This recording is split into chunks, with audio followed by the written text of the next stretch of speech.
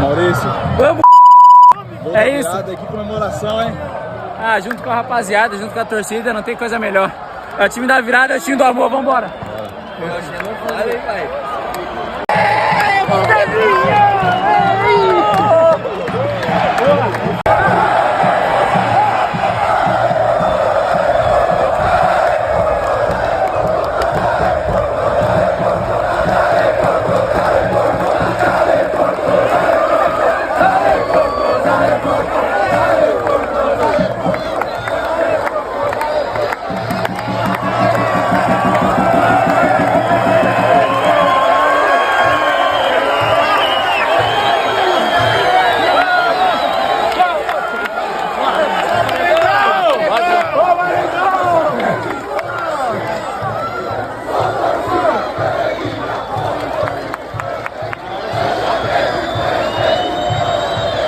Cara, depois que o Palmeiras ganhou de virada ontem, Flávio Prado, quer dizer, ontem não, né, domingo. Pra você que tá assistindo esse vídeo aqui na quarta-feira, na quinta-feira, domingo.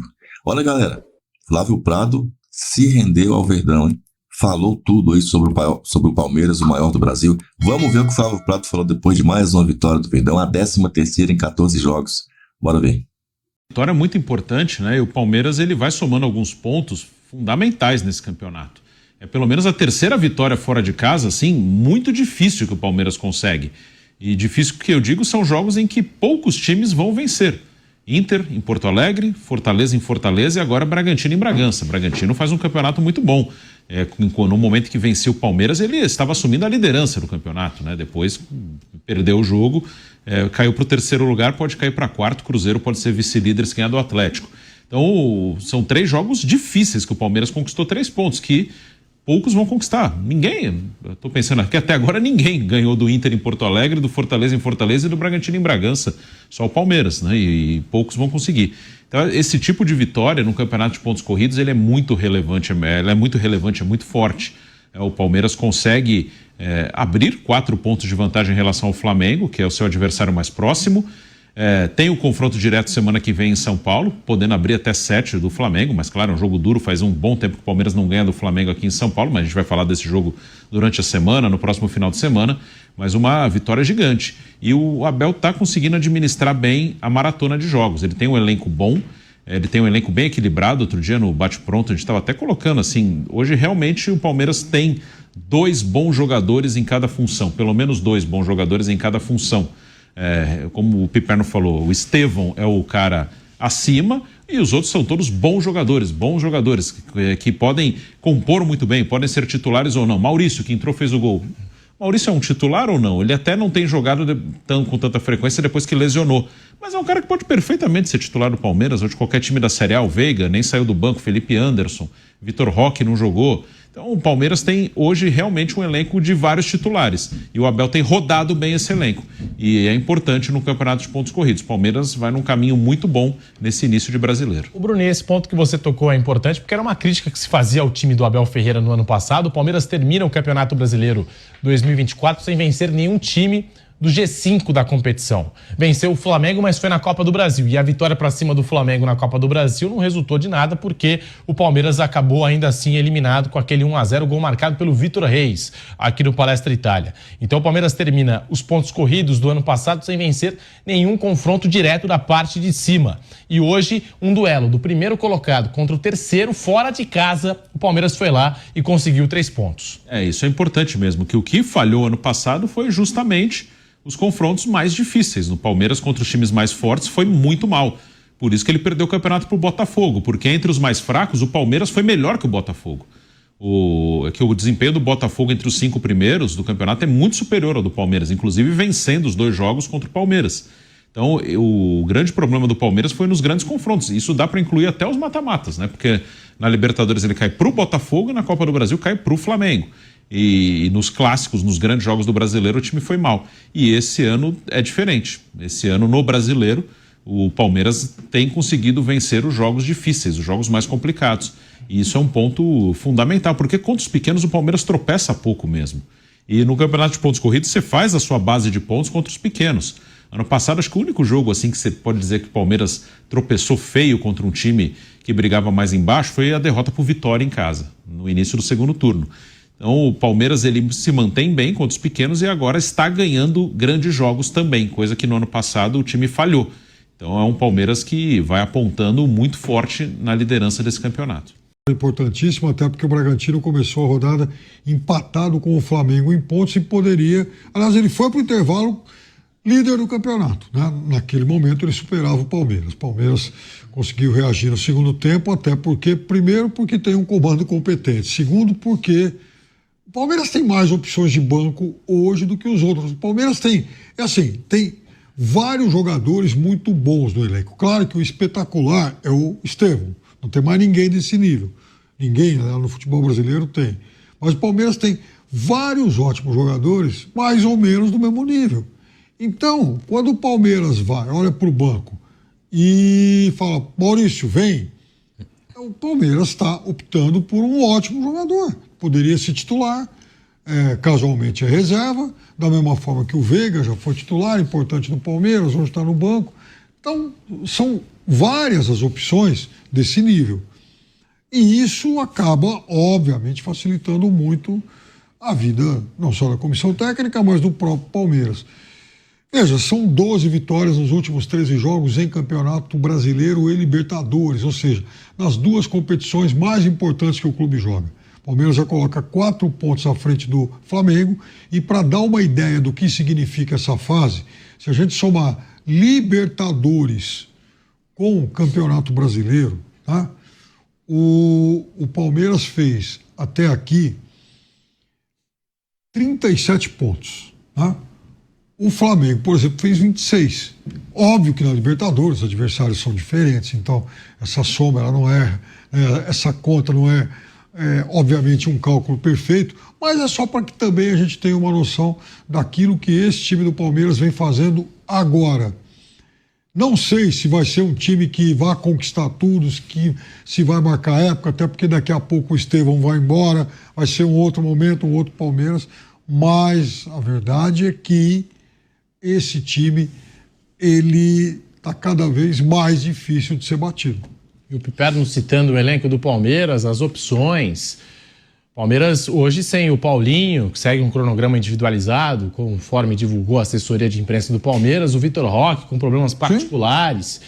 E até no jogo de hoje, chamou a atenção o Abel Ferreira, que não ficou à beira do campo, estava suspenso, no caso o João Martins, não ter utilizado o Rafael Veiga, para se ter uma ideia. E o Felipe Anderson. O Felipe Anderson que também Pedrinho, acabou não entrando. Fala, Piperno. Você vê, né? A gente está falando das muitas opções. Jogou o Alan. Hoje não foi tão bem. No segundo tempo entrou o Luigi. Então, além dos reforços milionários, o Palmeiras... Thales, desculpa, falei Luigi. Tem o Thales, né? Thales, Luigi, Maurício... Substituições do Palmeiras. Lucas Evangelista, que entrou bem. Entrou bem, e então, o Bruno Fux. Então, além das contratações milionárias, e é sempre importante dizer que esse ano o Palmeiras gastou quase $500 milhão em reforço, com todo esse investimento, ainda assim, o Palmeiras vai lançando garotos como Alan, Thales e Luigi. Isso é muito importante. Isso é também olhar para frente, olhar para o futuro do clube. Foi um jogo onde o Palmeiras jogou só no segundo tempo. A gente até cobrava isso, né? Da falta de intensidade do futebol brasileiro nos dois tempos. E no primeiro tempo, o 1-0 do Bragantino mostrava um pouquinho mais de ousadia do time na casa, mas nada que fosse empolgante, porque havia uma certa leniência, que é mais ou menos natural. Parece que os caras só querem trabalhar meio período mesmo. E aí, no segundo tempo, com o placar em desvantagem, o Palmeiras mudou a sua cara, fez todas as alterações, e aí as pessoas podem não fazer conta, mas são 5 mudanças, metade do time. O Palmeiras mudou metade. E o Bragantino demorou para mudar. Quando acordou, a coisa já estava complicada. Acelerou na velocidade, meteu o Maurício, o Lucas entrou muito bem na partida, o Luigi entrou muito bem. O time do Palmeiras acelerou, começou a marcar a saída do Bragantino, que insistia só nas bolas longas. Aliás, desse belo zagueiro Guzmán, metendo belas bolas, né, pro Vinicinho, que quase fez o segundo gol, uma bola do Guzmán, mas isso fecha-se o parênteses. E aí o Palmeiras ficou em cima até que acabou fazendo o primeiro gol, numa boa jogada pelo lado esquerdo, exatamente, a gente citou, do Lucas e do Luigi, a bola sobrou pro chute da entrada da área, marcado pelo Maurício, aliás, esse foi o segundo. O primeiro gol foi na bola... Não, é isso mesmo, né? O segundo gol foi marcado pelo Murilo numa bola parada quando... O primeiro do Murilo, né? O primeiro do Murilo e o segundo, exatamente. do Maurício. Isso. O Maurício entra e... Isso mesmo, tá certo. E vira o jogo, ajuda o Palmeiras a virar o jogo. Isso, consegue o primeiro gol na bola parada, quando o Bragantino estava fechado, e no segundo gol, a bola pelo lado esquerdo, bola cruzada, e o Maurício, que já tinha tentado esse chute um pouquinho antes, pega bem na bola dessa vez, acerta o gol. E teve outra chance depois, o Cleiton pegou. Bem parecido, né? Exatamente. Então o time do Palmeiras... E aí o detalhe, o Bragantino, quando faz o gol, ele fica fechado e tenta jogar no contra-ataque. O Palmeiras, quando fez o segundo gol, continuou atacando, não dando chance pro time do Bragantino atacar. Não tinha jeito. A saída de jogo era muito complicada para o time do Bragantino. O Palmeiras ficou em cima, poderia até ter feito o terceiro gol, como já foi citado aqui, então não tem o que discutir. Vitória merecida do Palmeiras, um time que consegue muita coisa fora de casa, porque ele também tem mais espaço para trabalhar. Em casa ele precisa dar uma ajeitada para ficar, claro, nem o time é imbatível, né? Mas para ter essa mesma eficiência quando ele precisa abrir defesa, quando ele precisa fazer o resultado. Hoje ele conseguiu fazer isso, jogando fora de casa. É um desafio que ele vai ter para manter essa mesma regularidade jogando em casa, embora o time do Palmeiras continue mostrando um favoritismo, uma tranquilidade, 4 pontos à frente do outro time que briga, no meu conceito, realmente pelo título, que é o Flamengo. Abriu 4. Eles se encontram agora. Pode abrir 7. 7 em 10, 11 rodadas. É muita coisa. Muito difícil tirar isso de um time tão pragmático como o Palmeiras. Tá, então esse é o Flávio Prado mandando o papo a respeito do maior do Brasil. E o próximo confronto do Palmeiras contra o Flamengo domingo vai parar o Brasil, porque são o vice-líder e o líder do Brasileirão. Os dois bichos papões aí, os dois que estão sendo indicados como disputadores aí do troféu, e vai parar o Brasil. O jogo é em São Paulo, no Allianz Parque. O Palmeiras não ganha do Flamengo desde 2019, tá? Já tá indo para 7 anos já em 2025, essa brincadeira. O detalhe é o seguinte, de lá para cá o Palmeiras ganhou 2 finais do Flamengo e perdeu uma. Perdeu a Supercopa nos pênaltis em Brasília em 2021, porém, em 2023, ganhou a Supercopa em Brasília no tempo normal, goleando lá o Flamengo em Brasília. E mais um detalhe, a Libertadores de 2021, que a gente ganhou deles também. A gente ganhou a Libertadores de 2021, perdeu a Supercopa, mas ganhou a Libertadores no fim do ano, que fechou o ano ali ganhando a maior competição da América. E o detalhe também, o Flamengo tá vendo o Palmeiras quebrando tabus aí contra vários adversários. Ceará, Fortaleza, Bolívar, São Paulo, Red Bull, Sport. O Palmeiras quebrou tabu contra esses times todos aí, tá? Fora os que eu não tô lembrando aqui. Nessa brincadeira aí de 14 jogos aí, 13 vitórias, é um monte de tabu sendo quebrado. Isso porque, se a gente contar desde a derrota pro Corinthians lá no Campeonato Paulista, na final, primeiro jogo, o Palmeiras jogou 17 jogos, ganhou 14 e empatou 2, não é? Perdeu 1. Então, dos 7 jogos, ganhou 14, empatou 2 e perdeu pro Bahia só. Empatou com o Corinthians, empatou com o Botafogo, ganhou do Cerro Porteño e a sequência pós-Botafogo, e claro, teve a derrota pro Bahia nessa sequência pós-Botafogo. Foi isso. Então, 17 jogos, 2 empates, 1 derrota pro Bahia e 14 vitórias. Tá? Nos últimos 17 jogos do Palmeiras, são 2 empates, 1 derrota e 14 vitórias. Vamos ganhar do Flamengo? De quanto que vai ser o jogo aí? Vamos quebrar mais esse tabu? Coloca então o seu palpite, sua opinião. A gente se vê no próximo que está pintando na tela aí. Avante palestra.